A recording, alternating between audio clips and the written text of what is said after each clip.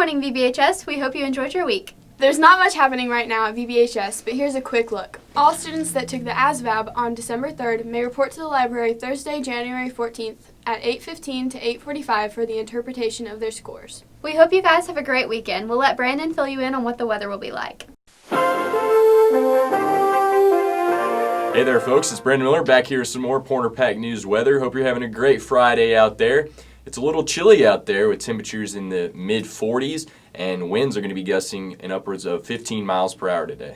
As we look at Saturday, it's going to be that day to go hit up that park as high temperatures are going to be in the mid-40s with mostly sunny skies.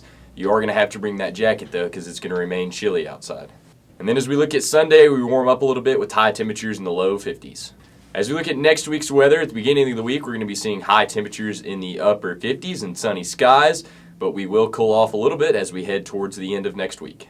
As we look at next week's temperature outlook for February, experts are saying that it may be warmer than normal here in Arkansas.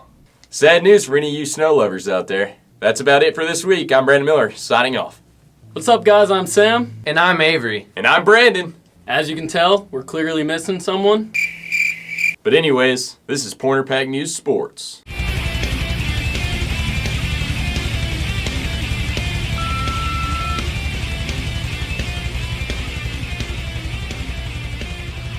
Congratulations to the Pointers with a big win over Greenbrier last Friday. But unfortunately, the next 3 games have been postponed due to coronavirus. And shout out to the wrestling team. Grant King is 11-2 after knocking off a former conference champion this past weekend, and Easton Mongold remains undefeated on the season. This past Monday, Alabama absolutely destroyed Ohio State in the national championship game. Wide receiver Devontae Smith went off for 3 touchdowns in just one half of play, also winning Offensive Player of the Game. In the NFL, the Browns, Bills, Rams, Ravens, Buccaneers, and the Saints clinch wildcard victories. And that'll wrap up sports for this episode. We'll see y'all next week.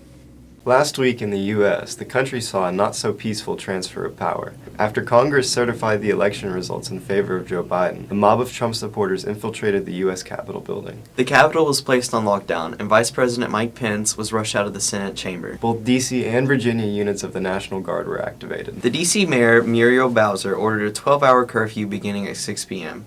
At least 4 casualties have been recorded, subject to change next week. President-elect Joe Biden addressed the nation, calling the siege an assault on the people's representatives and the Capitol Hill police sworn to protect them, and on public servants that work at the heart of our republic.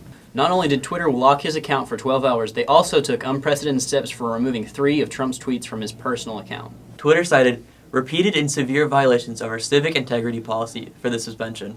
Then on this past Sunday night, Twitter permanently suspended @RealDonaldTrump due to further risk of incitement of violence. Later Friday night, the president switched over to the government-owned POTUS account to post a statement railing against Twitter and Section 230, legislation that grants social media companies immunity for content their users post. Twitter also deleted these tweets as well. The final tweet from @RealDonaldTrump for posterity: to all those who have asked, I will not be going to the inauguration on January 20th. On Monday, a spokesperson for German Chancellor Angela Merkel said that Twitter's permanent suspension of President Trump is problematic.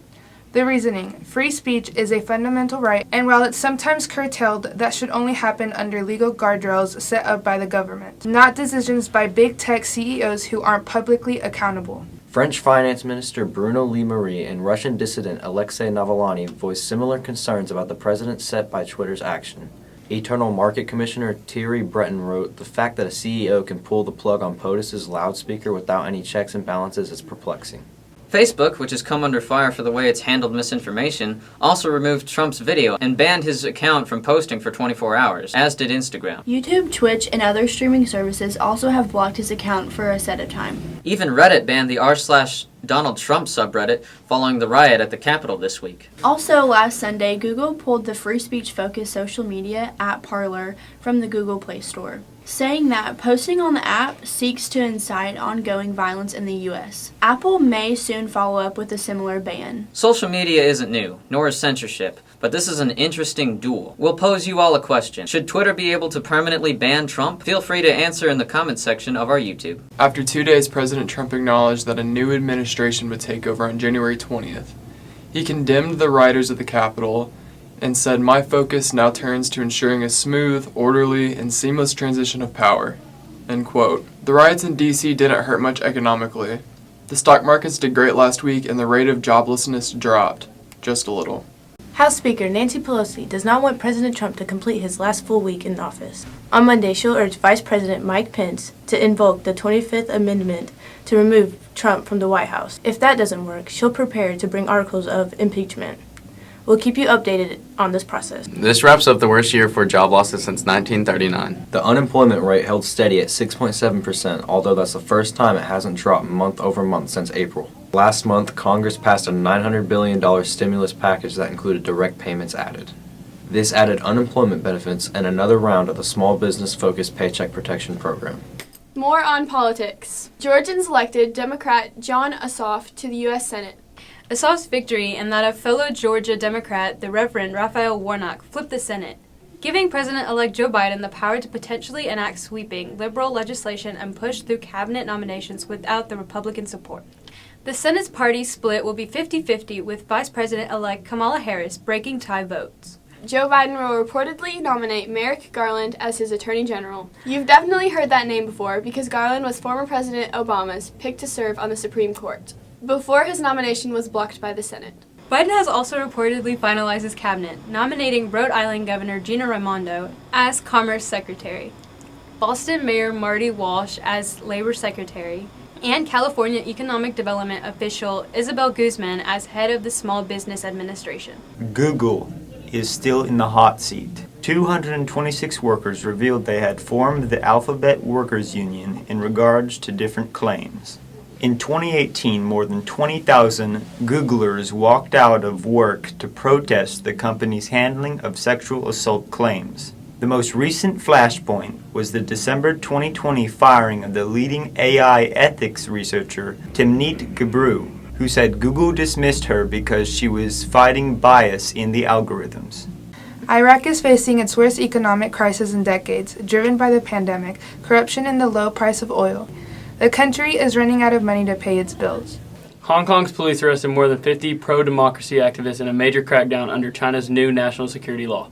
Elsewhere in China, Lao Xiaomin, the former chairman of Chinese lender Hurong Assets Management, was sentenced to death for bribery, corruption, and bigamy. A populist politician and convicted kidnapper won a landslide victory on Sunday in a snap presidential election in Kyrgyzstan. This was triggered by a popular uprising against the previous government. Seyder Jabarov, the winning candidate, got nearly 80% of the vote. According to the Central Electoral Commission of the mountainous country, the only democracy in Central Asia. More than 60 people were believed to be aboard of the Boeing 737-500, operated by Sriwijaya Air, that had taken off from Jakarta, the capital, on Saturday. Officials said they found body parts and some clothes from the passengers in the area known as the Thousand Islands.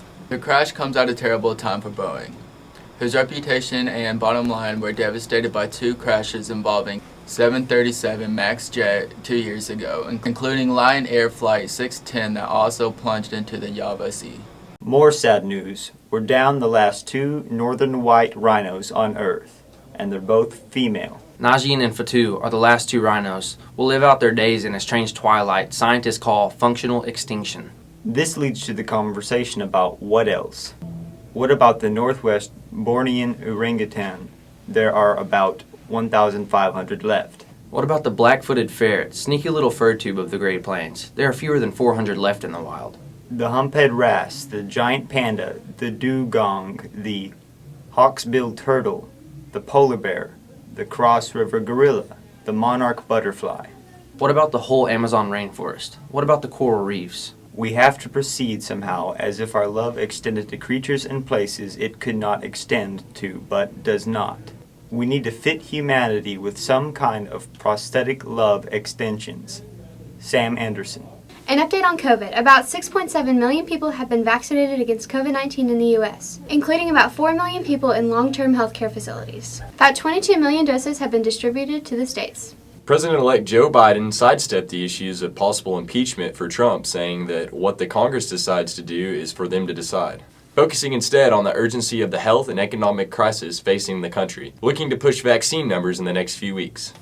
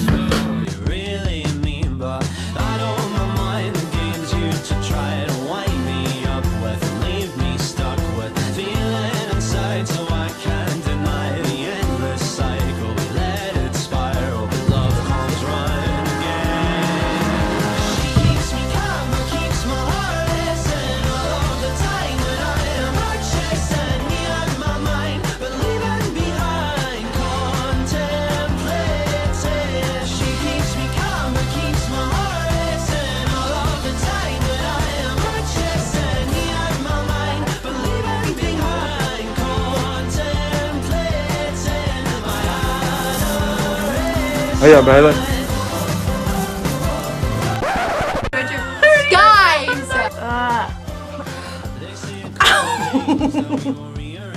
Hey, Sean, put your mask on. Due to the risk of further. Bigamy? And I'm Avery. Are you okay? It comes out on Friday, Lizzie!